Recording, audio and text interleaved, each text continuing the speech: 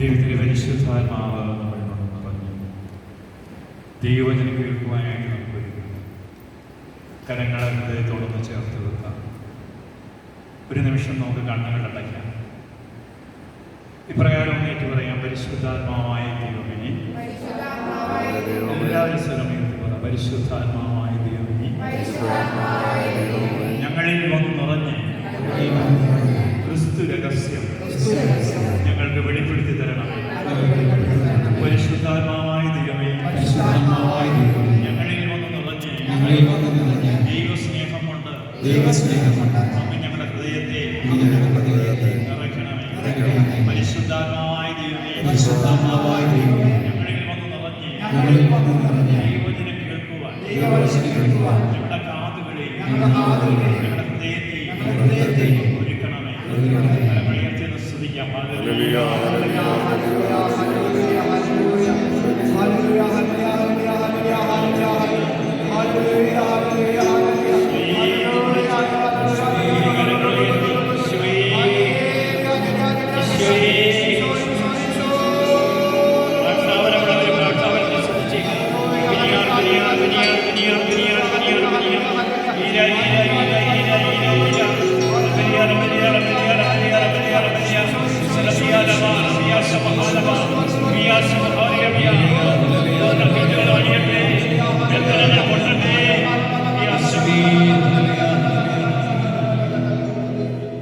ഇടത്തും വലത്തും നിൽക്കുന്ന വ്യക്തിക്ക് ഈശ്വരിശിയായി സ്തുതിയായിരിക്കും. ഇരു സൈഡിൽ നിൽക്കുന്ന ആളുടെ കരം പിടിച്ച് ഈശോ താങ്കളെ അനുഗ്രഹിക്കുന്നു. ഈശോ താങ്കളെ അനുഗ്രഹിക്കും. ശാന്തമായിട്ടിരിക്കും. നമ്മുടെ വിഷയം പരിശുദ്ധാത്മാവ് എന്നിൽ വന്ന് നിറയുവാൻ ഞാൻ എന്ത് ചെയ്യും എന്ന് പറഞ്ഞ് പരിശുദ്ധാത്മാവിൽ നിറയാൻ വേണ്ടി ഇവിടെ വലിയ പ്രാർത്ഥനകൾ നമ്മൾ പാട്ടൊക്കെ പാടി. പക്ഷെ പരിശുദ്ധാത്മാവ് നമ്മൾ നിറഞ്ഞിട്ടുണ്ടോ?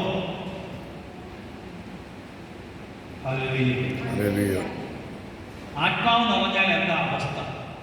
ആദ്യത്തെ ഒരു ചോദ്യം ചോദിക്കുകയാണ്. ഡോക്ടറെ, ആത്മാവ് നിറഞ്ഞാൽ എന്താ അവസ്ഥ? ഇവിടെ വന്നു. ആത്മാവ് നിറഞ്ഞാൽ എന്താ അവസ്ഥ? 1 സാമുവേൽ 10-ാം അധ്യായം 6-ാം വാക്യം. ഈ വചനം മറക്കരുത്. എല്ലാവരും നേരിട്ട് പറഞ്ഞ് 1 സാമുവേലിന്റെ 1-ാം പുസ്തകം 10-ാം അധ്യായം 6-ാം വചനം. മറക്കരുത് വചനം. 1 സാമുവേൽ പറഞ്ഞ് 10-ാം അധ്യായം 10-6. എന്താണ് 1 സാമുവേൽ 10-ാം അധ്യായം 6-ാം വചനം? അപ്പോൾ കർത്താവിന്റെ ആത്മാവ് ശക്തമായി നിന്നിൽ ആവസിക്കും.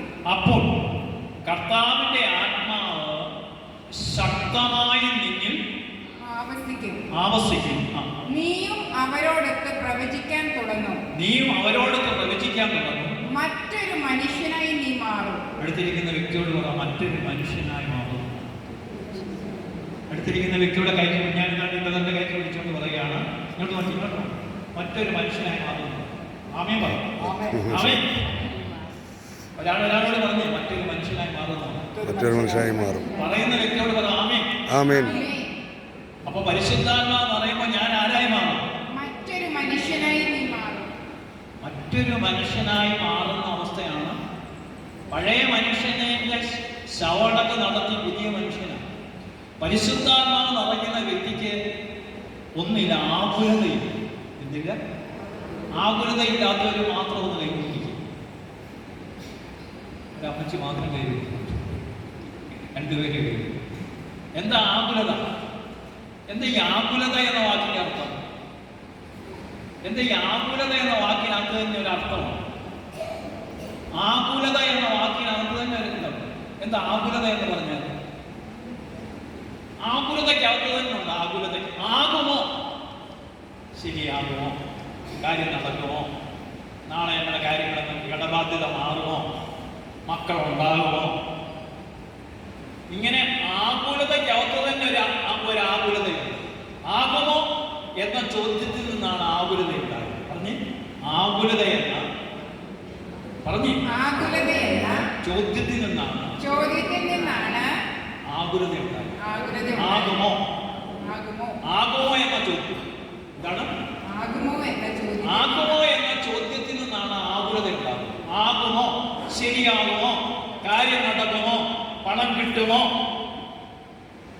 ആകുലത നിമിത്തമാണ് ഉത്കണ്ഠകൾ ഉണ്ടാകുന്നത്. ഉത്കണ്ഠ മൂലമാണ് ഒട്ടുമിക്ക രോഗം ഉണ്ടാകുന്നത്. നിങ്ങൾ മെഡിക്കൽ സ്റ്റോറിൽ ചോദിച്ചു, ഏറ്റവും കൂടുതൽ മരുന്ന് പ്രഷറിന്റെ മരുന്നാണ് ചെറുപ്പം. എന്താണ് പ്രഷർ ഉണ്ടാകുന്നത്? ദൈവമനുഷ്യനെ പ്രഷർ ഉണ്ടായിട്ടാണ് വെച്ചത്. ദൈവമനുഷ്യനെ സൃഷ്ടിച്ചത് സരള ഹൃദയനായിട്ടാണ്. അവന്റെ പ്രശ്നങ്ങളെല്ലാം അവന്റെ സൃഷ്ടി. ദൈവമാണ് ആകുലത എന്നാണ് ഒരു കുഞ്ഞിനെ സൃഷ്ടിച്ചത് ദൈവം. അപ്പൊ ഇതെല്ലാം എന്നിൽ നിന്നുണ്ടായതാ. ഹല്ലേലൂയ, സ്വരമുയർത്തി ഹല്ലേലൂയ, ഹല്ലേലൂയ. എന്തോ എടുക്കാൻ പോവാൻ തോന്നുന്നല്ലോ. എവിടാ സഭാപ്രസംഗി? 7-ാം അധ്യായം 21. 29 വായിച്ചു. സഭാപ്രസംഗി. ദൈവം മനുഷ്യനെ സരള ഹൃദയനായി സൃഷ്ടിച്ചു. ദൈവം മനുഷ്യനെ സരള ഹൃദയനായി സൃഷ്ടിച്ചു. എന്നാൽ എങ്ങനെയാണ് സരള ഹൃദയനായി? സരളം എന്ന് പറഞ്ഞത് സന്തോഷ. സരളം എന്ന് പറഞ്ഞ എപ്പോഴും സന്തോഷിക്കുന്നവനായി ആകുലതയില്ലാത്ത ഹൃദയമായി ദൈവത്തിനെ സൃഷ്ടിച്ചു. എന്നാൽ അവന്റെ സങ്കീർണ പ്രശ്നങ്ങൾ അവന്റെ തന്നെ സൃഷ്ടിയാണ്. നിന്റെ അസ്വസ്ഥതകളെല്ലാം നിന്റെ സൃഷ്ടി. 75% രോഗങ്ങളും നീ തന്നെ ഉണ്ടാക്കുന്നതാണ്. ഡോക്ടറിന്റെ അറിയത്തില്ല. ഹല്ലേലൂയ. അപ്പൊ 75% പറഞ്ഞു കാര്യങ്ങൾ ആരുണ്ടാക്കുന്നത്? ഇതാണ് വചനം പറയുന്നത്. ഒന്നുകൂടെ വചനം വായിച്ചാൽ ദൈവം മനുഷ്യനെ സരള ഹൃദയനായി സൃഷ്ടിച്ചു. എന്നാൽ അവന്റെ സങ്കീർണ പ്രശ്നങ്ങൾ അവന്റെ തന്നെ സൃഷ്ടിയാണ്. സരള ഹൃദയം എന്ന് പറഞ്ഞാൽ എപ്പോഴും സന്തോഷിക്കുന്ന ഒരു ഹൃദയം. അടുത്തിരിക്കുന്ന വ്യക്തിയുടെ മുഖത്ത് നോക്കി നല്ലവണ്ണം ഒന്ന് ചിരിച്ചിട്ട് ചോദിച്ചു, സുഖമാണോ എന്ന് ചോദിച്ചു. അപ്പൊ എപ്പോഴും സന്തോഷിക്കുന്നവനായിട്ടാണ് ദൈവം മനുഷ്യനെ സൃഷ്ടിച്ചത്. പക്ഷേ ഈ പ്രശ്നങ്ങളെല്ലാം ഉണ്ടായത് ആരുടെ നിമിത്തമാണ്? അവൻ തന്നെയാണ് അവന്റെ പ്രശ്നങ്ങൾക്ക് കാരണക്കാരൻ. നിങ്ങൾക്ക് ഏത് രോഗത്തെയും കീഴടക്കാം. പക്ഷെ കീഴടക്കാൻ നിനക്കൊരു കഴിവ്. എല്ലാ രോഗങ്ങളെയും കീഴടക്കാം.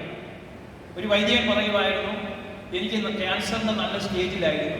പക്ഷെ ക്യാൻസറിനെ വൈദ്യൻ കാര്യമാക്കി എടുക്കാത്തതുകൊണ്ട് ക്യാൻസർ എന്ന് പറയുന്ന രോഗം പരാജയം. എല്ലാ രോഗങ്ങളും മനുഷ്യന്റെ മുമ്പിൽ പരാജയപ്പെടും ആകുലതയിലേക്ക്. എനിക്ക് ക്യാൻസർ ആണ് എന്ന് പറഞ്ഞ് ആകുലപ്പെട്ട നീ എപ്പ ചത്തെന്ന് ചോദിച്ചാൽ. ഒരു വ്യക്തിക്ക് തലവേദന വന്നു. അപ്പൊ ആരോ കൂട്ടുകാരത്തി പറഞ്ഞു ഇത് ക്യാൻസറിന്റെ ലക്ഷണമെന്ന് പറഞ്ഞപ്പോഴത്തേക്ക് അവിടെ തളർന്നു വീണ് അവിടെ മരിച്ചു. ക്യാൻസർ ഒന്നും ഇല്ലായിരുന്നു.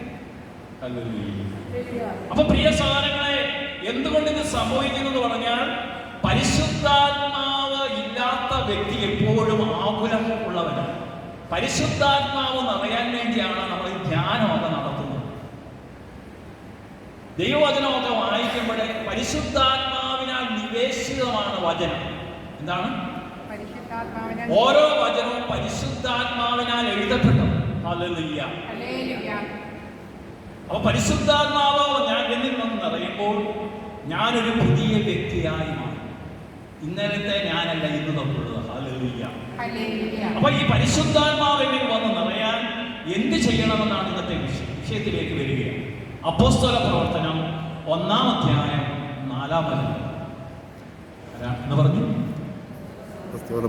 ഈ അപ്പോസ്തല പ്രവർത്തനം എഴുതിയതാരാ? ലൂക്ക. അപ്പോസ്തല പ്രവർത്തനം കൂടാതെ സുവിശേഷവും ഈ അപ്പോസ്തല പ്രവർത്തനം ലൂക്ക എഴുതിയെന്ന് പറയാൻ കാര്യമല്ല. അപ്പോസ്തല പ്രവർത്തനവും സുവിശേഷവും ആരംഭിക്കുന്നത് എങ്ങനെ? അപ്പോസ്തല പ്രവർത്തനം 1-ാം അധ്യായം 1-ാം വചനം വായിച്ച്. അല്ലയോ തെയോഫിലോസ്. സുവിശേഷം ആരംഭിക്കുന്നതും അല്ലയോ തെയോഫിലോസ്. അപ്പൊ ശ്രദ്ധിക്ക്, എടുക്കണ്ട. തെയോഫിലോസ്, തെയോ എന്ന് പറഞ്ഞു ഇങ്ങോട്ട്. തെയോ എന്ന് പറഞ്ഞാൽ ദൈവം, ഫിലോസ് എന്ന് പറഞ്ഞാൽ മകൻ. അല്ലയോ ദൈവത്തിന്റെ മക്കളെ. അല്ലയോ ജയോ എന്ന് പറഞ്ഞാൽ ദൈവം, ഫിലോസ് എന്ന് പറഞ്ഞാൽ മകൻ. അപ്പൊ ലൂക്കോസ് സുവിശേഷകൻ നമ്മളെ വിളിക്കുന്നത് ദൈവത്തിന്റെ മക്കളെ, ദൈവത്തിന്റെ. പൗലോസ് ശ്ലീഹ നമ്മളെ വിളിക്കുന്നത് വാത്സല്യ ഭാജനങ്ങളെ. യോഹന്നാൻ ശ്ലീഹ നമ്മളെ വിളിക്കുന്നത് കുഞ്ഞു മക്കളെ. പത്രോസ് ശ്ലീഹ നമ്മളെ വിളിക്കുന്നത് പ്രിയപ്പെട്ടവരെ, പ്രിയപ്പെട്ടവരെ. അതുകൊണ്ടാണ് വൈദികരും ഒക്കെ വിളിക്കുന്ന കർത്താവിൽ പ്രിയൻ, കർത്താവിൽ. ആദ്യത്തെ മാർപ്പാപ്പ പത്രോസ് ശ്ലീഹ ആയതുകൊണ്ട് പത്രോസിന്റെ വാക്കുകളാണ് നമ്മൾ കടമെടുക്കുന്നത്, കർത്താവിൽ പ്രിയൻ.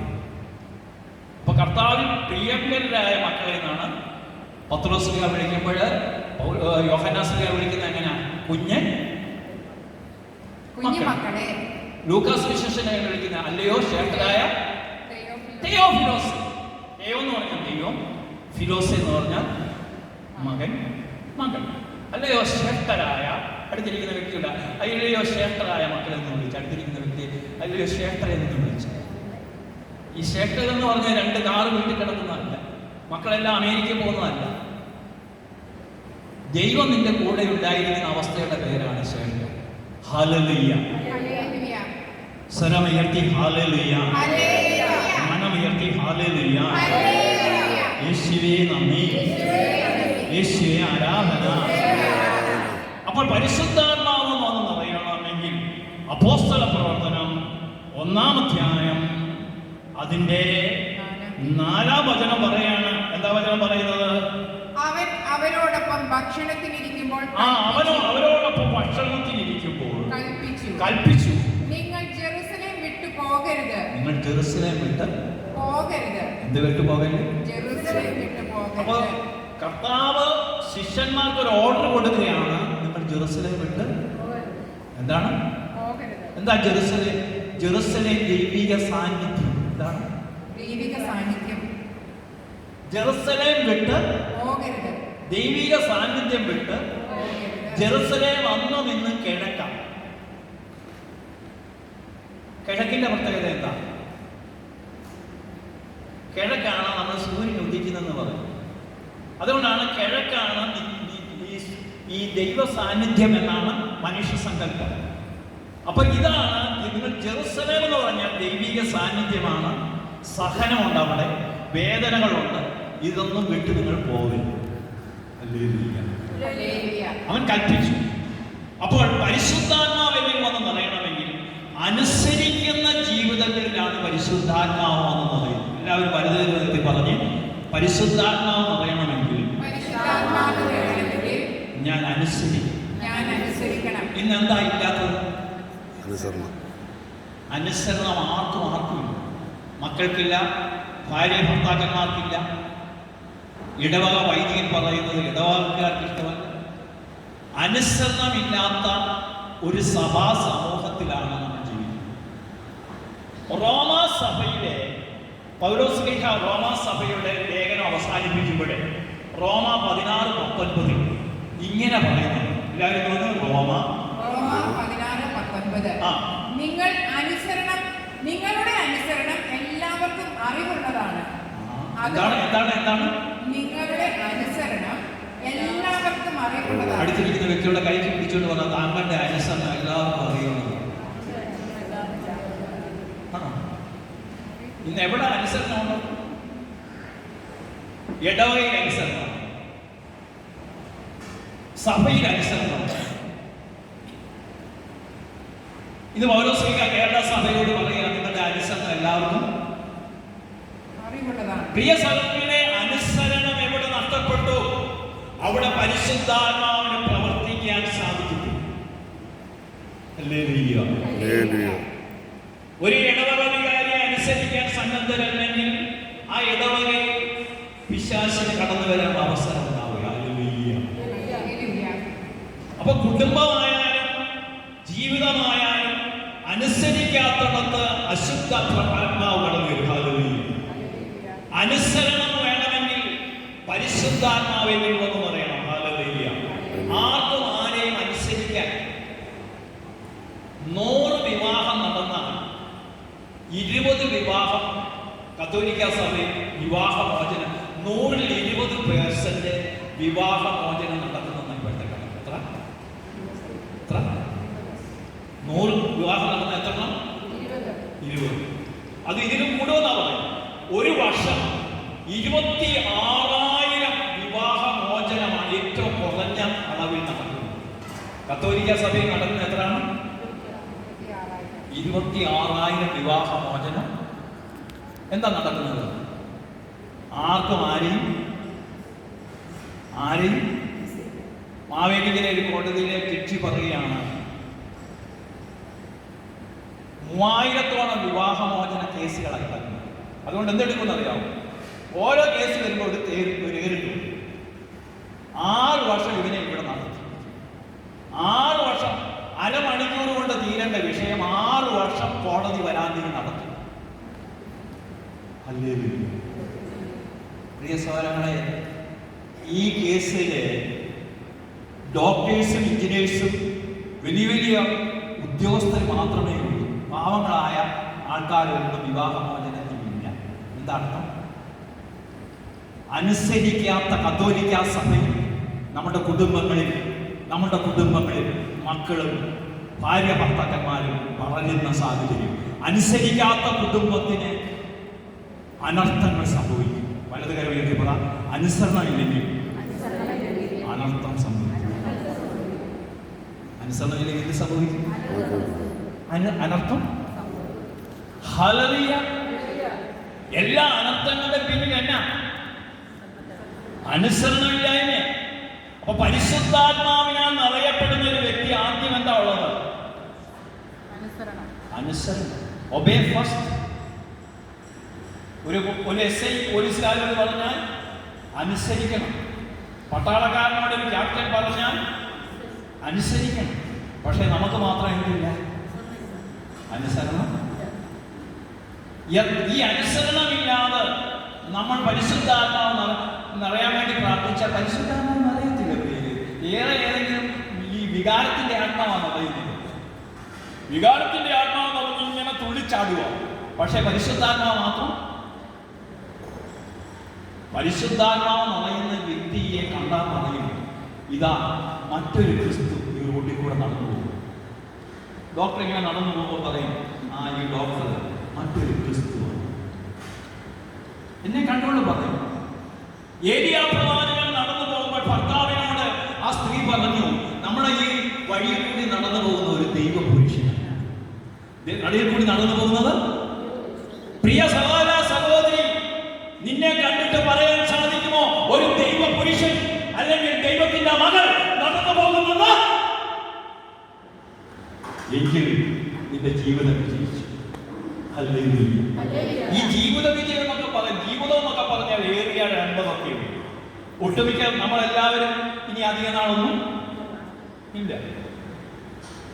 22-ാം നൂറ്റാണ്ട് നമ്മൾ ആരെങ്കിലും കാണും? ഇനി 75 വർഷം കൂടെ വേണം 22-ാം നൂറ്റാണ്ട്. അപ്പൊ ഈ നൂറ്റാണ്ട് കൊണ്ട് നമ്മളെല്ലാം തീരും. എങ്കിലും കയ്യിരിപ്പിന് എന്തെങ്കിലും മോശം. ഹല്ലേലൂയ. ഈ അനുസരിക്കണമെങ്കിൽ എന്ത് വേണം? അടുത്തിരിക്കുന്ന കൂടപ്പുറപ്പിനോട് ചോദിച്ചു, അനുസരിക്കാൻ എനിക്ക് എന്ത് വേണോ ചോദിച്ചു. അനുസരിക്കാൻ വേണ്ടത് എളിമ. എന്താണ് വേണ്ടത്? എളിമയുള്ള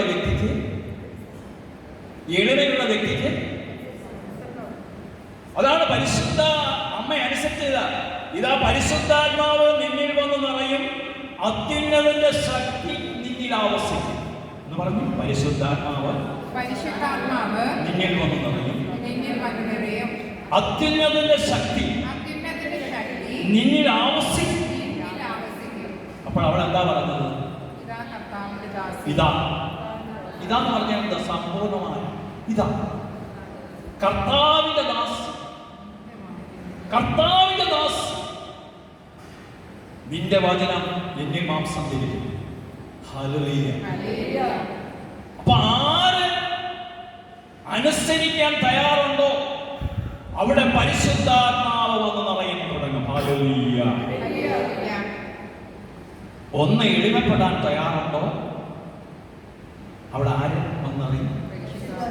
എളിമപ്പെടണമെങ്കിൽ എന്ത് വേണം? മറ്റുള്ളവർ തങ്ങളെക്കാൾ എളിമയുടെ ഒന്നാമത്തെ പടി എന്നാ? മറ്റുള്ളവർ മറ്റുള്ളവർ പറഞ്ഞു തങ്ങളേക്കാൾ ശ്രേഷ്ഠരാണെന്ന് അടുത്തിരിക്കുന്ന വ്യക്തിയോട് പറഞ്ഞ് താങ്കൾ എന്നേക്കാൾ ശ്രേഷ്ഠനാണെന്ന് പറഞ്ഞു. ശ്രേഷ്ഠയാണ്. നിങ്ങളൊക്കെ ചില വിവാഹ പരസ്യങ്ങളുണ്ട്, പുരാതന ക്രിസ്ത്യൻ കുടുംബം, അങ്ങനെ ഒരു ക്രിസ്ത്യൻ കുടുംബം. ഈ വാക്ക് തന്നെ അഹങ്കാരത്തിന്റെ വാക്കാണ്. ക്രിസ്തുവിലായിരിക്കുന്നവൻ പുതിയ പാരമ്പര്യ ക്രിസ്ത്യാനി. അങ്ങനെ ഒരു പാരമ്പര്യമുണ്ടോ? നിങ്ങളുടെ പാരമ്പര്യമൊന്നും നിങ്ങളെ രക്ഷപ്പെടുത്തത്തില്ലല്ലോ. ക്രിസ്തുവിലായിരിക്കുന്നവൻ പുതിയ സൃഷ്ടിയാണ്, പഴയത് കടന്നുപോയി. എന്നിട്ട് പഴയതിനെ പിടിച്ചുകൊണ്ടിരിക്കുക. ഞങ്ങൾ കുറഞ്ഞ കൂട്ടിരുന്നു, ഞങ്ങൾ സോമാശ്രീഹ വന്നപ്പോഴുള്ളതാ, അതുകൊണ്ട് വിജയവരം രൂപക്കാർക്ക് ഞങ്ങൾ പെണ്ണുങ്ങളെ ഒന്നും അങ്ങോട്ടും ഇങ്ങോട്ടും കേൾക്കത്തില്ല. അവര് 4ാം വർഗ്ഗക്കാര്, ഞങ്ങൾ മറ്റേ വർഗ്ഗക്കാര്, ഞങ്ങളാണെങ്കിൽ പാരമ്പര്യക്കാര്, ഞങ്ങൾ പകലോമത്തെ കുടുംബക്കാര്, അപ്പുറത്തെ കുടുംബക്കാര്. 25 വർഷങ്ങൾക്ക് മുമ്പ്, 26 വർഷങ്ങൾക്ക് മുമ്പ് കുറവങ്ങലാങ്ങാട് പള്ളിയിൽ ബൈബിൾ കൺവെൻഷൻ നടക്കും. അപ്പോൾ ആദ്യത്തെ ടോക്ക് ഞാൻ കഴിഞ്ഞു. അതിനുശേഷം അരവിന്ദാക്ഷമേനോൻ ഉണ്ടായിരുന്നു, അദ്ദേഹത്തിൻ്റെ സാക്ഷ്യം ഉണ്ടായിരുന്നു. അതിനുശേഷം ഞങ്ങൾ അവിടെ നിൽക്കുമ്പോൾ 75 വയസ്സുള്ള അപ്പച്ചൻ അവിടെ അരവിന്ദാക്ഷമേനോൻ്റെ കൈക്ക് പിടിച്ച് കുലുക്കിക്കൊണ്ട് പറഞ്ഞു, വെറുതെ സാക്ഷ്യമൊക്കെ വളരെ ഗംഭീരമായിരുന്നു. ഞാൻ 10ാമത്തെ വയസ്സ് തൊട്ട് വിശുദ്ധ കുർബാന, അന്ന് കുർബാന ആദ്യ കുർബാന കൊണ്ട് അന്ന് തൊട്ട് 65 വർഷം ആയിട്ട് ഇന്നേ വരെ കുർബാന മുടക്കിയിട്ട്. എന്നിട്ട് അടുത്ത വാക്കാണ്, മേനോൻ പറഞ്ഞപ്പോഴാണ് ബൈബിളിൽ ഇതൊക്കെ ഉണ്ടെന്ന്. പകലോമറ്റ കുടുംബക്കാരൻ പറയുകയാണ്, അരവിന്ദാക്ഷ മേനോൻ പറഞ്ഞപ്പോഴാണ് ബൈബിളിൽ ഇതൊക്കെ ഉണ്ടെന്ന്. ഇവന്റെ കുടുംബം കൊണ്ട് എന്തോ പ്രയോജനം? അരവിന്ദാക്ഷ മേനോൻ ഈശോയെ അറിഞ്ഞിട്ട് 2 വർഷമേ ഉണ്ടായിട്ടുള്ളൂ. പക്ഷേ ഈ പകലോമറ്റ കുടുംബക്കാരൻ പറയുകയാണ്, മേനോൻ പറഞ്ഞപ്പോഴാണ്. ഇത്ര മാത്രം അധപ്പതിച്ച ഒരു ക്രൈസ്തവ സമൂഹമായി നമ്മൾ വാഴിയിരിക്കുക. യൂറോപ്പ് രാജ്യത്തോ അമേരിക്കയിലോ ഒന്നും അങ്ങനെ വേർതിരിവില്ല. ഈ കേരളത്തിൽ മാത്രമേ ഈ വേർതിരിവുള്ളൂ. ഞങ്ങൾ എന്തോ കൂപ്പായത്തെ കുടുംബക്കാർ, എന്നിട്ട് എവിടെയെങ്കിലും അസുഖമുണ്ടോ? ഒരിക്കൽ പറഞ്ഞു, ഞങ്ങൾ സീറോ മലബാറുകാരനാണ്. വേണമെങ്കിൽ ഞങ്ങൾ സീറോ മലബാർ എത്ര പേരുണ്ട്? 50 ലക്ഷം പേരുണ്ട്. കത്തോലിക്ക സഭ എത്ര പേരുണ്ട്? അത് 140 കോടിയുണ്ട്. 140 കോടിയിൽ സീറോ മലബാർ സഭ എന്തുണ്ട്? അത് ശതമാനം എത്ര ഉണ്ട്? അത് 1% പോലുമില്ല. 1% പോയാലും കത്തോലിക്ക സഭയ്ക്ക് ഒന്നുമില്ലെന്ന് അതിൻ്റെ അർത്ഥം. എന്നിട്ട് നമ്മുടെ പൊങ്ങച്ചം പറഞ്ഞുകൊണ്ട് നടക്കുക. ഞാനാണെങ്കിൽ മലങ്കരക്കാരനാണ്, 5 ലക്ഷം പോലും ഇല്ല. ശതമാനം പറയാനാണെങ്കിൽ മൈനസ് പോലും. എന്നിട്ടും അഹങ്കാരത്തിനൊരു കുറവുണ്ടോ? ഈ അഹങ്കാരവും ഗർവവുമാണ് സഭ വളരാതെ കിടക്കുന്നത്. കേൾക്കുന്നുണ്ടോ? നിന്റെ പാരമ്പര്യമൊന്നും നിന്നെ രക്ഷപ്പെടുത്തത്തില്ല. ക്രിസ്തുവിലായിരിക്കുന്നവൻ നിന്നെ കാണുമ്പോൾ പറയണം, ഒരു കൃപ നിറഞ്ഞ ഒരമ്മയാ പോകുന്നത്. വലിയ പരിശുദ്ധ അമ്മയോട് പ്രാർത്ഥിച്ചുകൊണ്ടിരിക്കുമ്പോഴേ ഒരു മകളുടെ മുമ്പിൽ അമ്മ പ്രത്യക്ഷപ്പെട്ടിട്ട് പറഞ്ഞു, മോളെ, ദൈവകൃപ നിറഞ്ഞ മറിയമേ എന്ന് വിളിക്കുമ്പോൾ ഞാൻ ആഗ്രഹിക്കുന്നത് നീയും എന്നെ പോലെ ദൈവകൃപ നിറഞ്ഞവളാകണം. എത്രയോ ദൈവകൃപ നിറഞ്ഞ മറിയം ചൊല്ലി. നിങ്ങൾക്ക് കൃപ നിറഞ്ഞോ? എന്താ കൃപ നിറഞ്ഞെന്ന് പറഞ്ഞാൽ ദൈവം നിറഞ്ഞു എന്നാണ്. ദൈവം നിറഞ്ഞു എന്നാണ്. ദൈവം നിറഞ്ഞെന്നാണ്. അറിഞ്ഞോ? ദൈവം നിറഞ്ഞെന്ന് പറഞ്ഞിട്ട് പോലെ ചക്കക്കുരു പോലും ഇരിക്കുക. ഹല്ലേലൂയ വരുന്നില്ല. ഹല്ലേലൂയ. ഈ കൃപ നിറഞ്ഞെന്ന് പറഞ്ഞാൽ ദൈവം നിറഞ്ഞ ജീവിതം.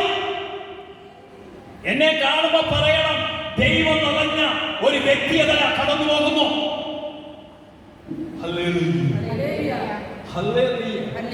ഈ 31 വർഷമായി വചന ശുശ്രൂഷ തുടങ്ങിയിട്ട് ഇന്നേ വരെ വചനത്തിന് മുടക്കം ദൈവം വരുത്തിയിട്ടില്ല. ഒരു ദിവസം, എല്ലാ ദിവസവും ഒരു ദിവസം പോലും വചനമില്ലാത്ത ദിവസം ഇല്ല. ഇത് കൃപയില്ലാതെ മുന്നോട്ട് കൊണ്ടുപോകാൻ ഒക്കുമോ പ്രിയരെ? പ്രിയ സഹോദരങ്ങളെ, അപ്പോൾ കൃപ നിറയണമെങ്കിൽ എന്ത് വേണം? പരിശുദ്ധാത്മാവിൽ ഒന്ന് നിറയണം. പറഞ്ഞ് അടുത്തിരിക്കുന്ന വ്യക്തിയോട് പറ, കൃപ നിറയണമെങ്കിൽ പരിശുദ്ധാത്മാവ് എന്നിൽ വന്ന് നിറയണം. അതിനൊന്നാമത് എന്താ വേണ്ടത്? അനുസരണം. എന്താണ് അനുസരണം? ഉറക്കെ പറഞ്ഞു. അനുസരണം. എന്താണ് അനുസരിക്കുന്ന ജീവിതത്തിൽ ആരുണ്ട്?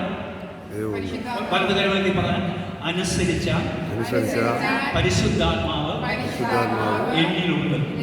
അനുസരണത്തിന് വേണ്ടത് എന്താണ്? എളിമയാണ്. എളിമ എന്നാൽ എന്താ? മറ്റുള്ളവർ തങ്ങളെക്കാൾ ഇടത്തും വലത്തും ഇരിക്കുന്ന വ്യക്തിയുടെ കൈക്ക് പിടിച്ചിട്ട് പറ, താങ്കൾ എന്നേക്കാൾ വളരെ ശ്രേഷ്ഠനാണ്. അമ്മായിയമ്മയും മരുമോളും നിന്ന് ഇവിടെ വചനം കേൾക്കാൻ വന്നിട്ടുണ്ടോ?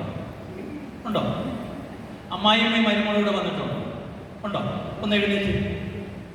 അമ്മായിയമ്മയും മരുമോളോട് വന്നിട്ടുള്ളൊന്ന് എഴുന്നേറ്റ്. അമ്മായിയമ്മ അല്ല, അമ്മയും മരുമോളും ആയാലും കുഴപ്പമില്ല. ഉണ്ടോ? ഇല്ല. അതേതായാലും നല്ലതല്ല. മരുമോൾ അമ്മയെ നോക്കിക്കൊണ്ട് പറയുക, അമ്മയുടെ കുടുംബമാണ് എൻ്റെ കുടുംബത്തേക്കാൾ ശ്രേഷ്ഠമാണെന്ന് പറയുന്നതിൻ്റെ പേരാണ് എളിമ. മറ്റുള്ളവർ തങ്ങളേക്കാൾ ഇന്നത്തെ ഏറ്റവും വലിയ പ്രശ്നം എന്ന് പറയാം, ഈ അമ്മമാർ പെണ്ണിനെ വിവാഹം കഴിച്ചു കഴിഞ്ഞിട്ടുണ്ടെങ്കിൽ ആദ്യം വിളിച്ചു, വിവാഹത്തിന്റെ 1-ാം ദിവസം തുടങ്ങുമ്പോൾ തന്നെ വിളിച്ചു, എങ്ങനെയുണ്ട് നിന്റെ അമ്മായിയമ്മ? പ്രിയ സഹോദരങ്ങളെ, അതോടുകൂടി ആ കുടുംബം താക്കുന്നു. നിങ്ങളുടെ മക്കളുടെ ജീവിതത്തിൽ നിങ്ങൾ ഇടപെടാൻ പാടില്ല. ഒരു കുടുംബ ജീവിതം എന്ന് പറഞ്ഞാൽ 7 പടികൾ. പറഞ്ഞു ഉറക്കെ പറഞ്ഞു. 7 പടി. 1-ാമത്തെ പടി തന്നെ കർത്താവ് ഈശോ മിശിഹായും പരിശുദ്ധ തിരുസഭയും. പറഞ്ഞു അവന്റെ സഭയും. അപ്പൊ 1-ാം സ്ഥാനം.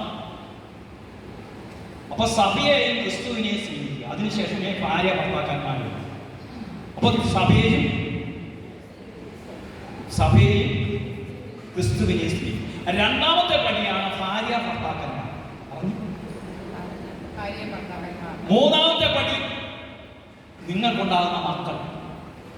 4-ാമത്തെ പടി നിങ്ങളുടെ മാതാപിതാക്കൾ. 1-ാമത്തെ പടി തന്നെ ക്രിസ്തു. 2-ാമത്തെ പടി 3-ാമത്തെ പടി 4-ാമത്തെ പടി 5-ാമത്തെ പടി നിങ്ങളുടെ സഹോദരങ്ങൾ. 6-ാമത്തെ പടി നിങ്ങളുടെ സഹോദരൻ കഴിഞ്ഞാൽ പിന്നെ ബന്ധുക്കൾ. 6-ാമത്തെ പടി തന്നെ. 7-ാമത്തെ പടി അയൽക്കാർ. പടി തെറ്റുന്നത് എപ്പോഴാണ്? എൻ്റെ സഹോദരങ്ങള്, എൻ്റെ ആൺമാര്, എൻ്റെ ആൾക്കാര്, എൻ്റെ വീട്ടുകാര്, നിങ്ങളുടെ വീട്ടുകാരെ പോലെ തന്നെ എൻ്റെ വീട്ടുകാര് എന്നൊരു ഭാര്യ പറയുമ്പോൾ കുടുംബത്തിന്റെ അടിത്തറയാണ്. ഭർത്താവിന് കൊടുക്കുന്ന സ്ഥാനത്തേക്കാൾ ആങ്ങളമാർക്കും അവരുടെ കുടുംബത്തിന് 1-ാം സ്ഥാനം കൊടുക്കുന്ന ഒരു സ്ത്രീയാണ് പുരുഷനെങ്കിൽ അവിടെ അടിത്തറ ഇളകാൻ പോകും. ഞങ്ങളുടെ വീട്ടുകാരാണെങ്കിൽ ഇങ്ങനൊന്നുമല്ല, ഞങ്ങളുടെ കുടുംബക്കാരൊന്നും അങ്ങനൊന്നുമല്ല, നിങ്ങളുടെ കുടുംബക്കാരിങ്ങനെ നിരങ്ങി നിൽക്കുന്നവരാണ് എന്നൊക്കെ ഒരു സ്ത്രീ പറയാൻ തുടങ്ങിയാൽ നിന്റെ കുടുംബത്തിന്റെ അടിത്തറ അവിടെ നിന്നും ആ വ്യക്തിയിലൊന്നും പരിശുദ്ധാത്മാവ് എങ്കിൽ നിറയണമെന്ന് പരിശുദ്ധാത്മാവ് ഒരടി തന്നെ പോകും. പരിശുദ്ധാത്മാവ് വസിക്കണമെങ്കിൽ മറ്റുള്ളവരെ തങ്ങളെക്കാൾ പറഞ്ഞു ശ്രേഷ്ഠരായി. ഹല്ലേലൂയ, ഹല്ലേലൂയ, ഹല്ലേലൂയ. സ്വരമേറി ഹല്ലേലൂയ. ഭർത്താവിന്റെ അമ്മയെ സ്വന്തം അമ്മയായി കാണും. അങ്ങനെ കാണാൻ കഴിയാത്തിടത്തോളം കാലം ഒരു ആത്മാവ് നിങ്ങൾ അറിയത്തില്ല. നിങ്ങൾ കുറെ ദുഷ്ടാരൂപികൾ വന്നു എന്നിട്ട് പറഞ്ഞു കുറെ പ്രവറവാന്ന് പറഞ്ഞ് പ്രാർത്ഥിച്ചാലൊന്നും ഒരു കാര്യവും ലഭിക്കില്ല. അപ്പൊ പരിശുദ്ധാത്മാവ് പറയണമെങ്കിൽ ഒന്നാമതായി അനുസരിക്കണം. ഈ അനുസരണം വേണമെങ്കിൽ എളിമ വേണം. എന്ത് വേണം? ഈ എളിമയുള്ളപ്പോൾ നിങ്ങളിൽ ഈ അനുസരണം കാണുമ്പോൾ റോമാസഭയോട് പൗലോസ്ലീഹ പറയുന്ന പോലെ റോമ 16:19 പറഞ്ഞതുപോലെ പറയും. എന്താ റോമ 16:19 പറഞ്ഞത്? റോമ 16:19 എന്താ പറഞ്ഞത്? നിങ്ങളുടെ അനുസരണം എല്ലാവർക്കും അറിവുള്ളതാണ്. നിങ്ങളുടെ അനുസരണം എല്ലാവർക്കും അറിവുള്ളതാണ്. അറിയാം. നിങ്ങളുടെ അനുസരണം എല്ലാവർക്കും അറിവുള്ളതാണ്. തുടർന്ന് എന്താ വചനം പറയുന്നത്? അതുകൊണ്ട് ഞാൻ നിങ്ങളെ കുറിച്ച് സന്തോഷിക്കുന്നു. പൗലോസ്ലീഹ പറയുക, നിങ്ങളെ കുറിച്ച് സന്തോഷിക്കുന്നു. ഇങ്ങോട്ട് നോക്കി. ഇന്ന് ഈ പരിശുദ്ധ പരമ ദിവ്യകാരന്റെ നാമനായി ഈശോയ്ക്ക് ഈ ദിവ്യകാരുണ്യത്തിന്റെ മുമ്പിലാണ് നിങ്ങൾ ഇരിക്കുന്നത്. അപ്പൊ ഈ ദിവ്യകാരുണ്യം നിങ്ങളെ നോക്കിക്കൊണ്ടിരിക്കുന്നത് ഒരു അപ്പമല്ല, സാക്ഷാൽ ദൈവം. പറഞ്ഞു അപ്പമല്ല, 1000 സൂര്യനേക്കാൾ ശക്തിയുള്ള കണ്ണുകൾ കൊണ്ട് നോക്കുമ്പോൾ കർത്താവിൽ സന്തോഷിക്കാൻ നിങ്ങൾക്ക് എന്തെങ്കിലും ഉണ്ടോ? പൗലോസ്ലീഹ പറയുക, റോമാസഭയോട് പറയുക, നിങ്ങളുടെ അനുസരണം എല്ലാവർക്കും അറിവുള്ളതാണ്, അതുകൊണ്ട് നിങ്ങളെപ്പറ്റി ഞാൻ സന്തോഷിക്കുന്നു. ദൈവത്തിന് സന്തോഷിക്കാൻ എന്തെങ്കിലും വകയുണ്ടോ നമ്മളെ പറ്റി? നമ്മളിലേക്കൊന്ന് ചിന്തിച്ചു നോക്കിക്കും. പ്രിയ സഹോദര, പ്രിയ സഹോദരി, എന്നെ പറ്റി എൻ്റെ ദൈവത്തിന് സന്തോഷം. നിങ്ങൾ ഈ പരിശുദ്ധ അമ്മയെ എല്ലാം നോക്കിക്കും. പരിശുദ്ധ അമ്മയുടെ സ്ഥാനമൊന്നും ലിയോ 14 മാർപ്പാപ്പ നഷ്ടപ്പെടുത്തിയിട്ടില്ല. ലിയോ 14 മാർപ്പാപ്പ പറഞ്ഞെന്താ? മാർപ്പാപ്പയ്ക്ക് കഴിഞ്ഞ 2 മാസത്തിന് മുമ്പ് പരിശുദ്ധ അമ്മ ഒരു ദർശനം കൊടുത്തു. ആ ദർശനം ഇതാണ്: എൻ്റെ പുത്രന് കൊടുക്കേണ്ട സ്ഥാനം എനിക്ക് തരുന്നു എന്ന്.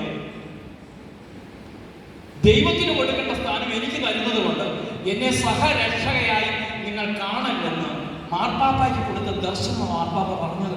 അപ്പൊ അതിനെപ്രതി യൂട്യൂബിൽ കമന്റ്സ്, മാതാവിന് സ്ഥാനമില്ല, മാതാവ് അങ്ങനല്ല ഇങ്ങനല്ല.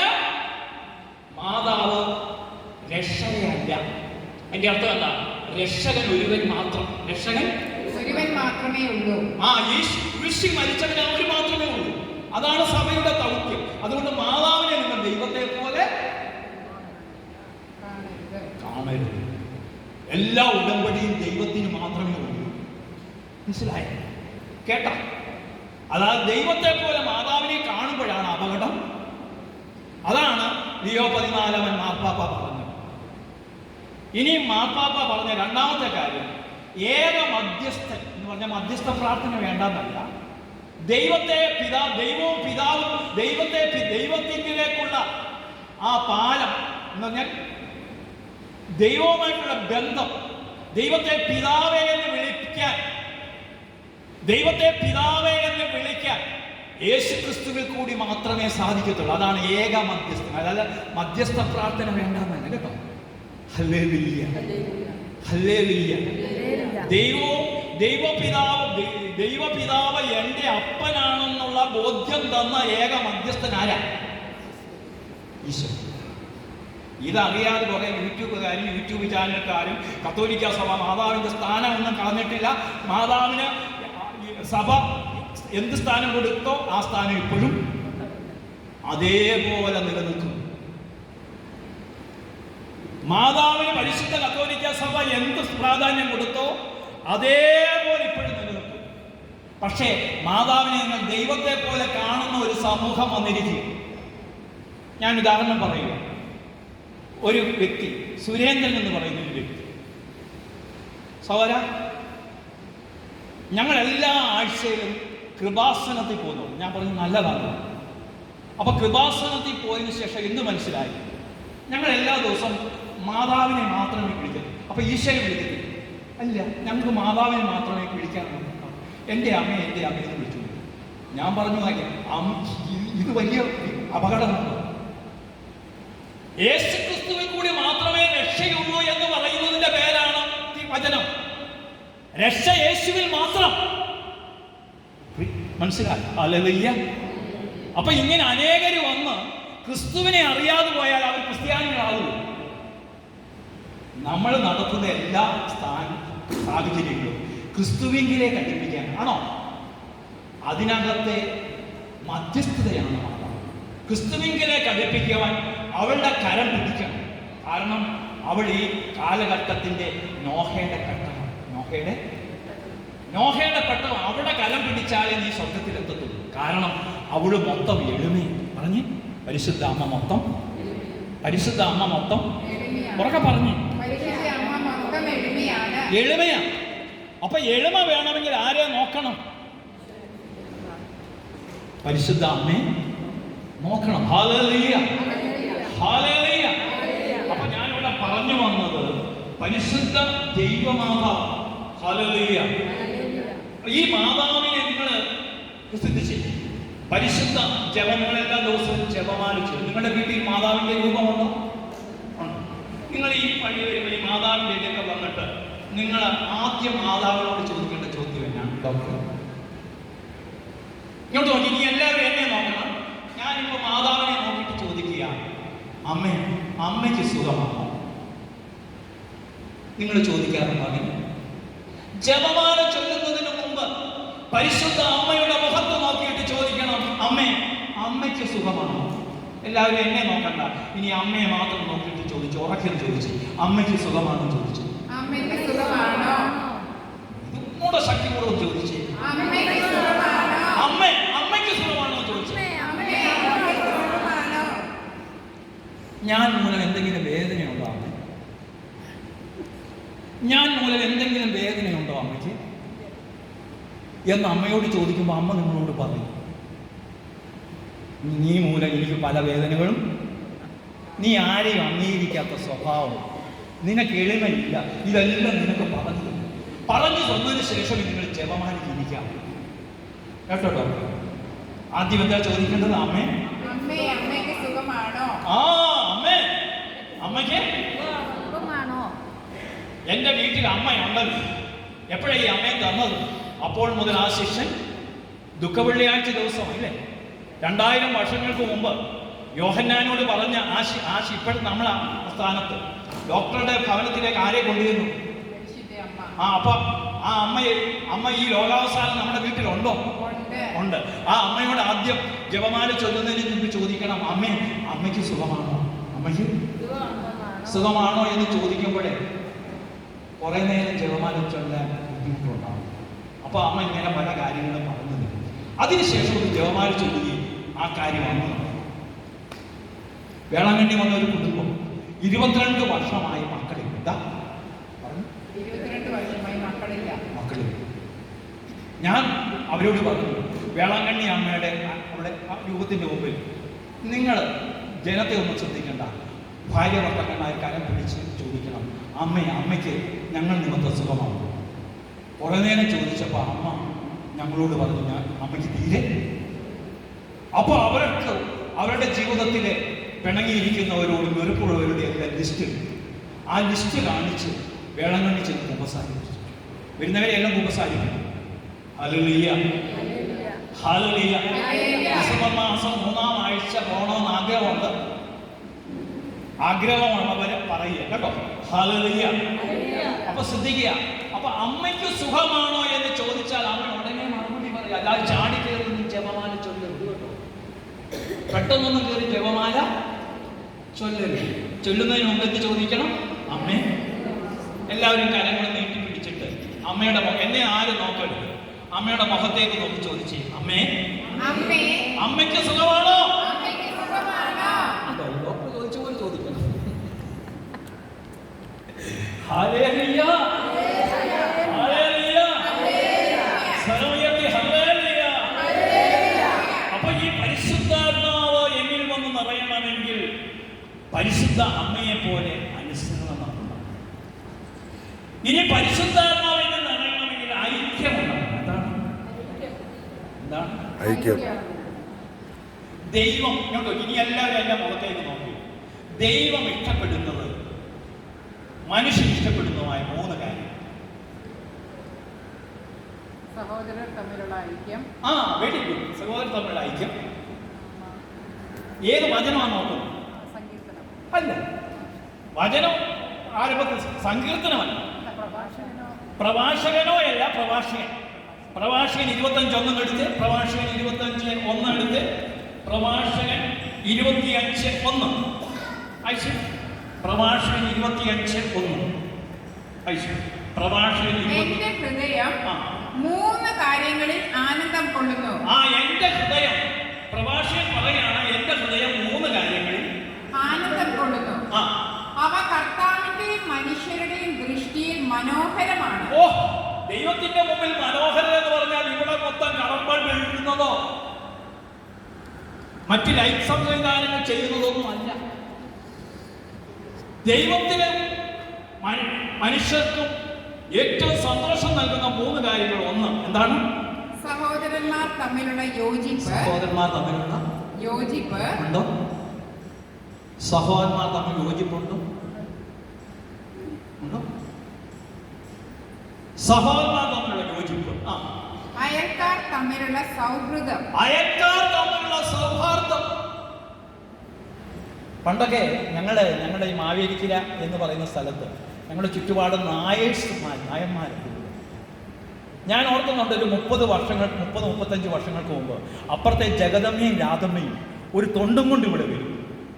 ഈ തൊണ്ടിനകത്ത് അമ്മ ഒരു കനിലിട്ടു. അവിടുത്തെ കഞ്ഞിയും തിളക്കി, ഇവിടുത്തെ കഞ്ഞി ഉണ്ടോ? അയൽക്കാർ തമ്മിലുള്ള ആ സൗഹാർദ്ദം, ഇന്ന് അയൽക്കാർ തമ്മിൽ സൗഹാർദ്ദമുണ്ട്. ആരടിപ്പൊക്കത്തിൽ മടിയിൽ കെട്ടി വെച്ചിട്ടുണ്ട്. പട്ടിയുണ്ട്. ഒരു പട്ടി പോലും ഈ വീട്ടിലോട്ട് കയറി വരരുത്. ക്യാമറയും വെച്ചിട്ടുണ്ട്. വേണമെങ്കിൽ മതിലിന്റെ മുകളിൽ കുറെ കുപ്പിച്ചിലൂടെ, കുപ്പിച്ചെന്ന് വെച്ചാൽ കയറി വരുന്നവന്റെ കാല് മുറിഞ്ഞ് അവൻ സെപ്റ്റിക്കായിട്ട് കിടന്ന് പഴുത്തി ചാകണമെന്നാണ്. എന്നിട്ടാണ് ഇവൻ പറയുന്നത്, അന്നാ പെസഹ തിരുനാളിൽ കർത്താവ് അരുളിയ കൽപ്പന പോൽ ഒരുമയോട് ഈ ബലി അർപ്പിക്കാം. അല്ലേ ഒരുമി? ഹല്ലേലൂയ. പ്രിയ സഹോദര സഹോദരി, ദൈവവും മനുഷ്യനും ഇഷ്ടപ്പെടുന്ന 3 കാര്യങ്ങൾ എന്തൊക്കെയാണ്? സഹോദരന്മാർ തമ്മിലുള്ള യോജിപ്പ്, അയൽക്കാർ തമ്മിലുള്ള സൗഹൃദം, ഭാര്യ ഭർത്താക്കന്മാർ തമ്മിലുള്ള പരസ്പരമുള്ള ലയം. ഭാര്യ ഭർത്താക്കന്മാർ വന്നപ്പോൾ എന്താ ലയം? എന്താ ഈ ലയം? ഇങ്ങോട്ട് ചോദിക്കാം. ഡോക്ടറെ വീട്ടിൽ ഞാൻ വന്നു. ഡോക്ടർ ഒരു ചായ തന്നു. അതിന് മധുരമുണ്ടായിരുന്നു. എങ്ങനെയാ ഈ മധുരമുണ്ടായത്? മധുരം ഇട്ടതുകൊണ്ട് മാത്രമായോ? അത് അതിനകത്ത് ഇളക്കി ലയിച്ചു. അപ്പൊ ചായക്ക് എന്തുണ്ടായി? അപ്പോൾ 1+1 ആയി തീരുന്നതിന്റെ പേരാണ് ഭാര്യ ഭർത്താക്കന്മാർ, ലയം. ഇതാണ് മനുഷ്യന്റെ കർത്താവിന്റെ മുമ്പിൽ മനോഹരമായ. അതുകൊണ്ടാണ് പ്രഭാഷകൻ 26-25 അങ്ങോട്ട് തുടങ്ങി 26-ന്റെ 1 പറയുകയാണ്. എന്താ 26-ന്റെ 1 പറയുന്നത്? ഉത്തമയായ ഭാര്യയുള്ളവൻ ഭാഗ്യവാൻ. ഉത്തമയായ ഭാര്യയുള്ളവൻ ഭാഗ്യവാൻ. അമേരിക്ക നേഴ്സായ ഭാര്യയുള്ളവനാണ്? അമേരിക്ക ഡോക്ടറായ ഭാര്യയുള്ളവനാണ്? അല്ല. ഉത്തമയായ ഭാര്യയുള്ളവൻ ഭാഗ്യവാൻ. അവന്റെ ആയുസ് ഇരട്ടിക്കും. അവൻ ഹാർട്ട് അറ്റാക്ക് ഒന്നും മരിക്കത്തില്ല. ഇപ്പൊ കുഴഞ്ഞു വീടിക്ക് ഓരോരുത്തരും മരിക്കുന്നു. ഉത്തമയായ ഭാര്യയുള്ളവന്റെ ആയുസ് ഇരട്ടിക്കുമെന്ന് അടുത്ത വായന പറയുന്നു. വായിച്ചേ.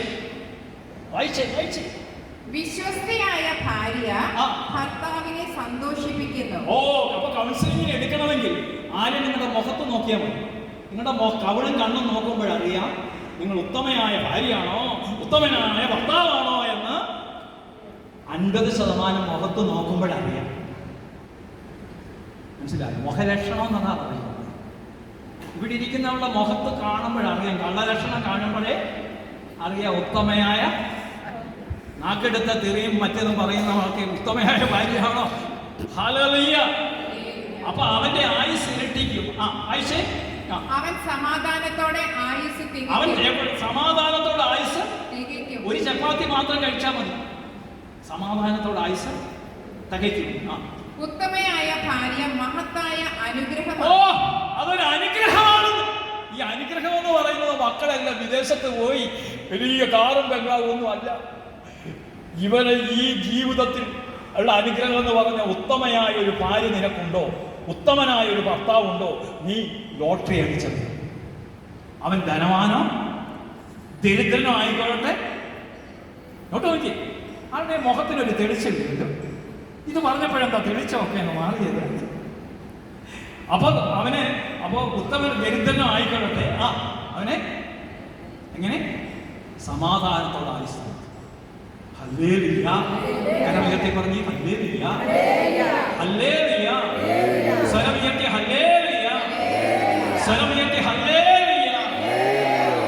അപ്പൊ പരിശുദ്ധാത്മാവ് എങ്കിൽ വരണമെങ്കിൽ രണ്ടാമതായിട്ട് ഐക്യം വേണം. പറഞ്ഞു രണ്ടാമതായിട്ട് ഐക്യം വേണം. ഐക്യം എന്താണ് ഐക്യം? അപ്പോസ്തല പ്രവർത്തനം 1-ാം അധ്യായം 14-ാം വചനം. അപ്പോസ്തല പ്രവർത്തനം 1:14. അപ്പൊ എല്ലാവരും നേറ്റി പറഞ്ഞ അപ്പോസ്തല പ്രവർത്തനം 1-ാം അധ്യായം 14-ാം തിരുവചനം. അവിടെ എന്താ പറയുന്നത്? ഇവർ ഏക മനസ്സോടെ യേശുവിന്റെ അമ്മയായ മറിയത്തോടും മറ്റ് സ്ത്രീകളോടും അവന്റെ അവർ ഏക മനസ്സോടെ ഇതാണ് ഏക മനസ്സോടെ. ഇവിടെ ഏക മനസ്സാണ് നമുക്കുള്ളത്. ഈ മധ്യസ്ഥ പ്രാർത്ഥന എന്ന് പറഞ്ഞ ഏക മനസ്സാണ്. മറ്റുള്ളവന് വേണ്ടി പ്രാർത്ഥിക്കുന്നതിന്റെ പേരാണ് മധ്യസ്ഥത. അബ്രഹാം മധ്യസ്ഥ പ്രാപിച്ചു. എന്താ മധ്യസ്ഥം ചെയ്തത്? ദൈവത്തിന്റെ മുമ്പിൽ നിന്നവൻ ദൈവത്തെ തടഞ്ഞു നിർത്തിയിട്ട് ചോദിച്ചു, ഇതാ സോദോം ഗോമോറ അല്ലെങ്കിൽ ലോത്തിന്റെ കൂടെ 50 പേരുണ്ടെങ്കിൽ നീ അവരെ നശിപ്പിക്കൂ, 45 പേരുണ്ടെങ്കിൽ നശിപ്പിക്കൂ. അവസാനം 10 ചെന്ന് നിൽക്കേണ്ടവൻ 10 പോയിട്ട് ആരെങ്കിലും ഉണ്ടോ? പക്ഷേ അബ്രഹാത്തിനെ ഓർത്ത് ലോത്തിനെ കുടുംബത്തെ ആര് രക്ഷിച്ചു? ദൈവത്തിന്റെ സ്നേഹം എങ്ങനെയാ? ലോത്ത് ദൈവദൂതൻ പറഞ്ഞിട്ടൂടെ കേൾക്കാത്തത് കൊണ്ട് ദൈവദൂതന്റെ കൈക്ക് പിടിച്ചിട്ടാണ് വെളിയിലേക്ക് പോകുന്നത്. ദൈവദൂതൻ അവന്റെ കൈക്ക് പിടിച്ചു. അതാണ് ദൈവത്തിന്റെ ആ വലിയ സ്നേഹം. ഹല്ലേലൂയ. അപ്പൊ പരിശുദ്ധാത്മാവ് നിറയണമെങ്കിൽ എന്ത് വേണം? ഐക്യം വേണം. കുടുംബത്തിൽ ഐക്യമില്ല. 4 തട്ട. അപ്പം പറയുന്നത് അമ്മയ്ക്ക് ഇഷ്ടമല്ല, അപ്പനും അമ്മയും പറയുന്ന മക്കൾക്ക് ഇഷ്ടമല്ല. എന്നിട്ട് പരിശുദ്ധാത്മാവെ ഞങ്ങളിൽ വന്ന് നിറയണമെന്ന് പറഞ്ഞ് നിറയുന്നു. ഐക്യമില്ലാത്തടത്ത് പരിശുദ്ധാത്മാവ് നിറയുന്നു. വലുതുവരെ പറ, ഐക്യമില്ലാത്തടത്ത് പരിശുദ്ധാത്മാവ് നിറയുകയും. അപ്പൊ പരിശുദ്ധാത്മാവ് നിറയണമെങ്കിൽ എന്ത് വേണം? ഐക്യം. ഇനി പരിശുദ്ധാത്മാവ് നിറയണമെങ്കിൽ മൂന്നാമതായിട്ട് പ്രാർത്ഥനയിൽ മുഴുവൻ. പ്രാർത്ഥിച്ചാൽ പോരാ. എവിടെ പറയുന്നു? അപ്പോസ്തല പ്രവർത്തനം 1:14 പറയുകയാണ്, അവർ യേശുവിന്റെ അമ്മയായ മറിയത്തോടും മറ്റ് സ്ത്രീകളോടും അവന്റെ സഹോദരന്മാരോടുമൊപ്പം പ്രാർത്ഥനയിൽ മുഴുകിയിരുന്നു. പ്രാർത്ഥനയിൽ മുഴുകണം. എന്താ ഈ പ്രാർത്ഥനയിൽ മുഴുകുക എന്ന് പറഞ്ഞാൽ? പ്രാർത്ഥിക്കുന്ന സമയത്ത് അന്യചിന്തകളൊന്നുമില്ല.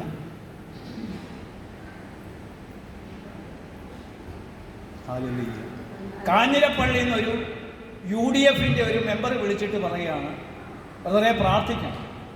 ഞാൻ 5 മിനിറ്റ് പ്രാർത്ഥിച്ചു. പ്രാർത്ഥിച്ചതിന് മുഴുവോ എന്ന് ചോദിച്ചാൽ പറഞ്ഞു, ജയിക്കുമോ ജയിക്കുമോ ജയിക്കുമോ ജയിക്കുമോ എന്നുള്ള ചിന്തയായിരുന്നു. ഞാൻ പറഞ്ഞു, തോക്കുമോ എന്നോ ജയിക്കുമോ ജയിക്കുമോ എന്നുള്ള ചിന്തയാണെങ്കിൽ തോറ്റെന്ന് ഉറപ്പിച്ചാൽ മതി. പ്രാർത്ഥനയിൽ മുഴുകുക എന്ന് പറഞ്ഞാൽ താങ്കൾ നിൽക്കുന്ന കൗൺസിൽ ആ വാർഡ് ദൈവത്തിന്റെ ഉടമസ്ഥാവകാശത്തിന് വിട്ടു. ദൈവമേ, നീയാണ് നീ ജയിപ്പിക്കുന്നത്. അങ്ങനെയാണോ ഉള്ളത് പ്രാർത്ഥിക്കുന്നത്? പ്രാർത്ഥനയിൽ മുഴുകുക എന്ന് പറഞ്ഞാൽ അന്യചിന്തകൾ ഒന്നും മനസ്സിൽ വരിക. പ്രാർത്ഥനയിൽ മുഴുകണം. അപ്പൊ പ്രാർത്ഥനയിൽ മുഴുകുമ്പോൾ എന്ത് സംഭവിക്കും? ശ്രദ്ധിച്ചു. അപ്പോസ്തല പ്രവർത്തനം 4-ാം അധ്യായം 30-31 തിരുവചനം ഉണ്ടോ? അവിടുത്തെ പരിശുദ്ധ ദാസനായ യേശുവിന്റെ നാമത്തിൽ രോഗശാന്തിയും അടയാളങ്ങളും അത്ഭുതങ്ങളും സംഭവിക്കുന്നതിനായി അവിടുത്തെ കൈകൾ നീട്ടണമേ. കണ്ടോ? അവിടുത്തെ ദാസനായ യേശുവിന്റെ നാമത്തിൽ രോഗശാന്തിയും എന്തൊക്കെയാണ്? രോഗശാന്തിയും. അപ്പൊ പ്രാർത്ഥിക്കുമ്പോൾ എന്ത് സംഭവിക്കും? അടുത്തിരിക്കുന്ന വ്യക്തിയോട് പ്രാർത്ഥിച്ചാൽ ക്യാൻസർ മാറുമെന്ന് പറഞ്ഞു. നീ പ്രാർത്ഥിച്ചാൽ ക്യാൻസർ മാറും. ഈ സഹോദരങ്ങളെ, തലശ്ശേരിയിലുള്ളൊരു സഹോദരൻ ക്യാൻസറാണ്. 4ാമത്തെ സ്റ്റേജ് ആണെന്ന് പറഞ്ഞു. ഞാൻ പറഞ്ഞു ഇനി സാധ്യതയുണ്ടെന്ന് പറഞ്ഞു. സൗഖ്യത്തിന് 4-5 വചനങ്ങൾ കൊടുത്തു. പ്രാർത്ഥിക്കാൻ തുടങ്ങി. 1 മാസം കഴിഞ്ഞ് വിളിച്ചു പറയുകയാണ്, വേറെ RCCs എന്ന് പരിശോധിച്ചപ്പോൾ ക്യാൻസർ ഇല്ല. അയാളുടെ ആരെങ്കിലും മഞ്ഞ പ്രഭാഷകൻ പോയോ? അപ്പോൾ പ്രാർത്ഥിക്കുമ്പോൾ രോഗസൗഖ്യം ഉറപ്പാ. അടുത്തിരിക്കുന്ന വ്യക്തിയോട് പറ, പ്രാർത്ഥിച്ചാൽ രോഗസൗഖ്യം ഉറപ്പാണ്. പ്രാർത്ഥിച്ചാൽ എന്തുണ്ട്? രോഗസൗഖ്യം, വിടുതലുണ്ടോ? അപ്പൊ ഇവിടെ വചനം പറയുകയാണ്, അവിടുത്തെ ദാസനായ യേശുക്രിസ്തുവിന്റെ നാമത്തിൽ എന്താണ്? രോഗസൗഖ്യം വേണോ എന്നുള്ളവർ മാത്രം ഒന്ന് കൈപൊക്കിക്കും. രോഗമുണ്ടെങ്കിൽ മാത്രമേ കൈപൊക്കാവേ. ചിലവരെല്ലാത്തിനും കൈവക്കും. ഞാൻ ഒരു 22 വർഷങ്ങൾ മുമ്പ് ബ്രോഡ്വേ എറണാകുളം 5 ലക്ഷം പേരാണ് കരിസ്മാറ്റിക് യോഗത്തിൽ നായികമ്പറമ്പിൽ അച്ഛൻ്റെ കൂടെ. അപ്പം ഞാൻ സ്റ്റേജിലുണ്ട്. അപ്പോൾ അച്ഛൻ വിളിച്ചു പറഞ്ഞു, ഗർഭപാത്രത്തിൻ്റെ മുഴ പോയ 5 പേര് ഗർഭപാത്രത്തിൻ്റെ മുഴ വരെ കൈപൊക്കാൻ പറ്റും. ആ കൂട്ടത്തിൽ പുരുഷന്മാരും എന്തുവാ പറയുന്നതെന്നൊന്നും കേൾക്കുന്നു. കൈവക്കാനായിട്ട് ചിലവർ ഇരിക്കും. ഇതാണ് അവസ്ഥ. ഹല്ലേലൂയ. കൈവക്കുന്നതിന് എന്തെങ്കിലും ചെലവുണ്ടോ? ശ്രദ്ധിച്ച് കേട്ടതിന് ശേഷമേ കൈവക്കാം. അപ്പൊ ഞാനിവിടെ എന്താ പറയുന്നത്, രോഗം ഉള്ളവര് പറയണം, ഞാൻ പ്രാർത്ഥിച്ചാൽ എൻ്റെ രോഗം മാറും എന്നുറപ്പുള്ളവർ മാത്രം എല്ലാവരും ഒരു 4 പ്രാവശ്യം കരമൊഴിക്ക് ഹല്ലേലൂയ പറഞ്ഞു.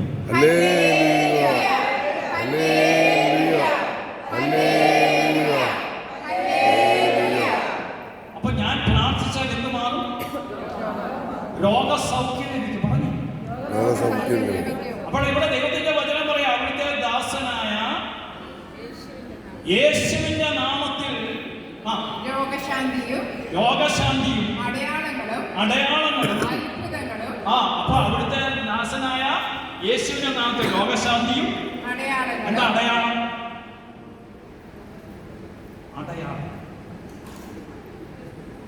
എന്താ അടയാളം? ഡോക്ടർ പ്രാർത്ഥിക്കും. ഡോക്ടർ എങ്ങനെയാണ് ഹോസ്പിറ്റലിൽ പോകുന്നത്? കാറിലല്ലേ? ഏത് ഹോസ്പിറ്റലാണ് പോകുന്നത്?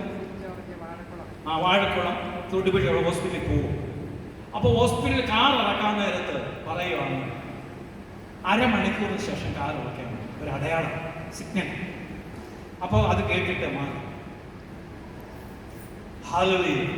അപ്പൊ ദൈവവചനം കേൾക്കുമ്പോൾ ചില അടയാളങ്ങൾ ദൈവം കാണിക്കും.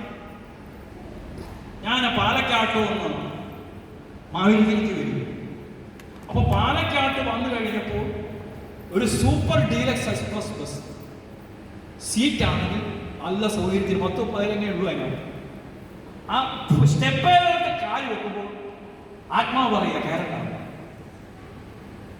ഞാനിനി വന്നപ്പോൾ സ്റ്റേഷൻ മാസ്റ്റർ പറയുക, താങ്കൾക്ക് എന്താ വർക്കുണ്ടോ? എന്നോട് ഇല്ല, പാലക്കാട് ഇപ്പോൾ വരുന്നു പറഞ്ഞു. ഞാൻ പറഞ്ഞു എനിക്കത് കയറാനായ ഒരു സന്ദേശം കിട്ടുന്നു. ഒരു സന്ദേശക്കാരും കുറെ കരിസ്മാറ്റിക് കാര്യങ്ങൾ വന്നുകൊണ്ട് ഇയാൾ അവർ മുഴുവത്തോണ്ടിരിക്കും. അടുത്ത ബസ് പാലക്കാട് വന്നപ്പോൾ നിറച്ചാണ്. ആത്മാവ് പറഞ്ഞ് അതേ കേൾക്കണം. 5 കിലോമീറ്റർ കഴിഞ്ഞപ്പോൾ ഈ ഡീലക്സ് ബസ് മറിഞ്ഞ് കൊക്കയ്ക്കകത്ത് കിടക്കും. കയറിയ 10-22 പേർക്ക് ഭയങ്കര പരിക്കും പറ്റിയിട്ടുണ്ട്. ചിലരുടെയൊക്കെ നില ഗുരുതരവും. അപ്പൊ ആത്മാവ് പറഞ്ഞത് ശരിയാണോ? അതാണ് അടയാളം. പരിശുദ്ധാത്മാവ് നിങ്ങൾ വന്ന് നിറയുമ്പോൾ രോഗശാന്തി നടക്കും. 2 അടയാളങ്ങൾ കാണിച്ചു തരും. നീ ഇന്ന റൂട്ടിൽ കൂടെ പോവരുത്, ഇന്നടത്തുകൂടെ പോവരുത്, ഇന്ന വഴിയിൽ കൂടി പോവരുത്.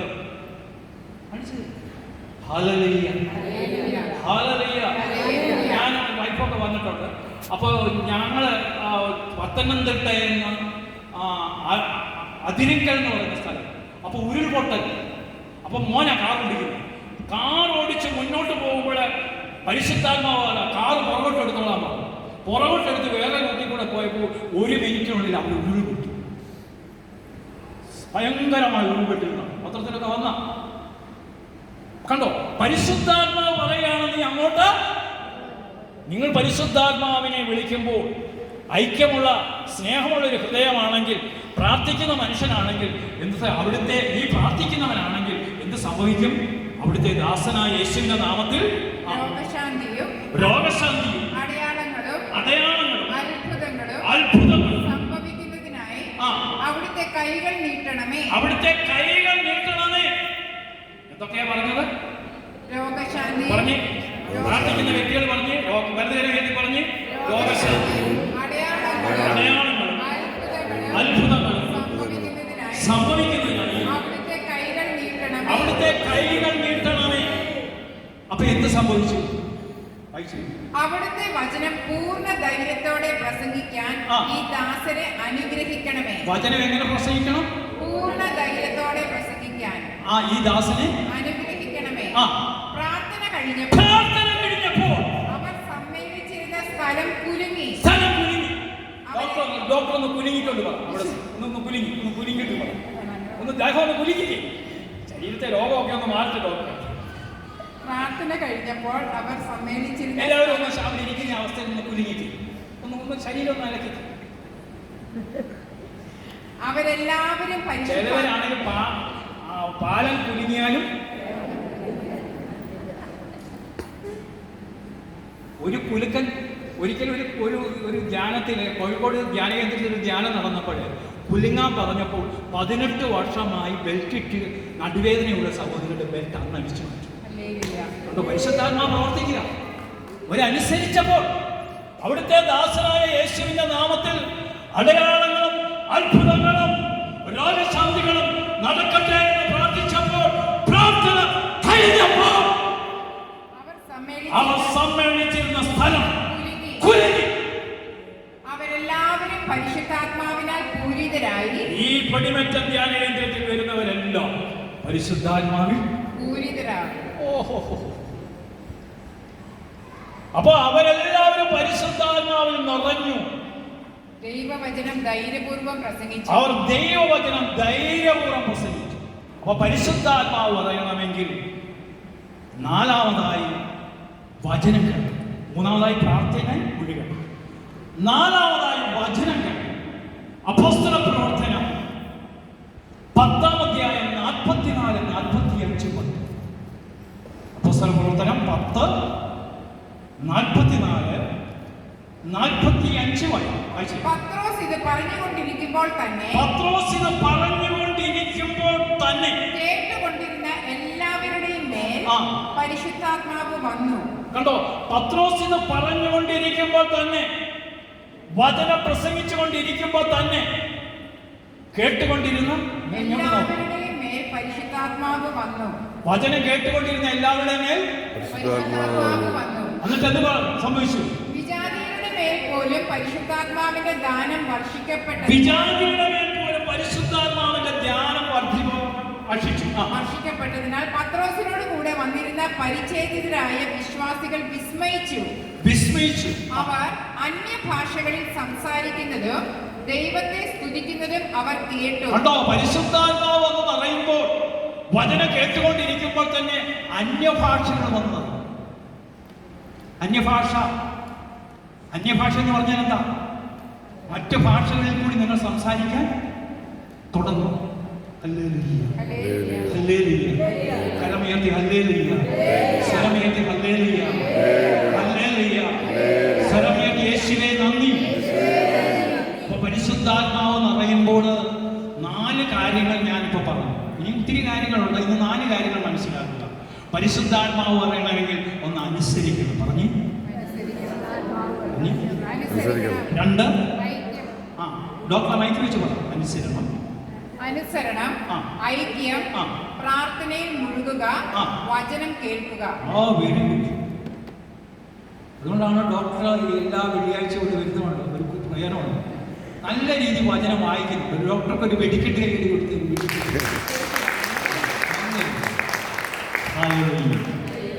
ഇപ്പൊ പ്രിയ സഹോദരങ്ങളെ, നമുക്കൊരു നിമിഷം എഴുന്നേറ്റ് തുടർന്നുള്ള വിശുദ്ധ ബലിയും പരിശുദ്ധാത്മാവെ എന്നിൽ വന്ന് നിറയണം.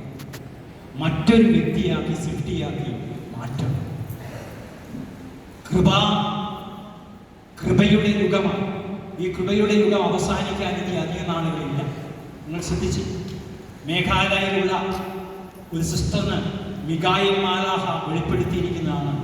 ഇനി കൂടി വന്നാൽ 5 വർഷം കൂടി ഈ ലോകം കാണത്തുള്ളൂ. ഭദ്രതയും സമാധാനവും പറഞ്ഞുകൊണ്ടിരിക്കുമ്പോൾ അനർത്ഥങ്ങൾ പെരുകുന്ന ഒരു കാലഘട്ടം അടുത്തിരിക്കുകയാണ്.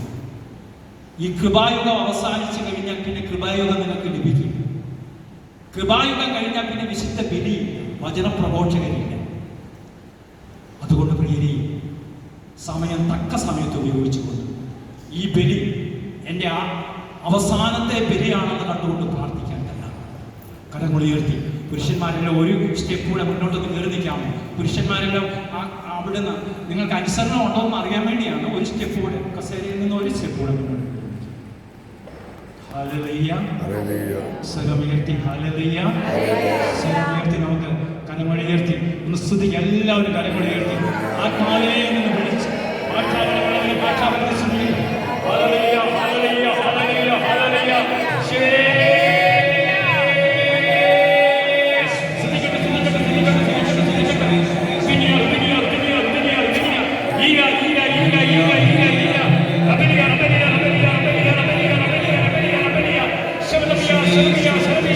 എല്ലാ മക്കളും ഇനി കരങ്ങളിലെത്തി അത്ഭുതങ്ങളും അടയാളങ്ങളും സംഭവിക്കുവാൻ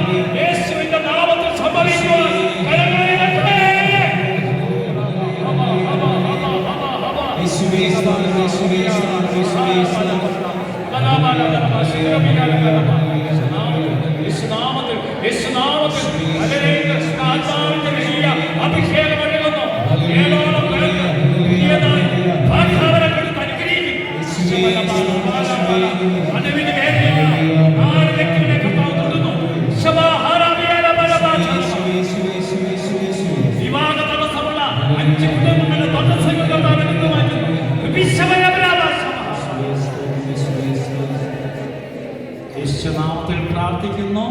ഹല്ലേലൂയ. ശരിയായിക്ക് സ്തുതിയായി.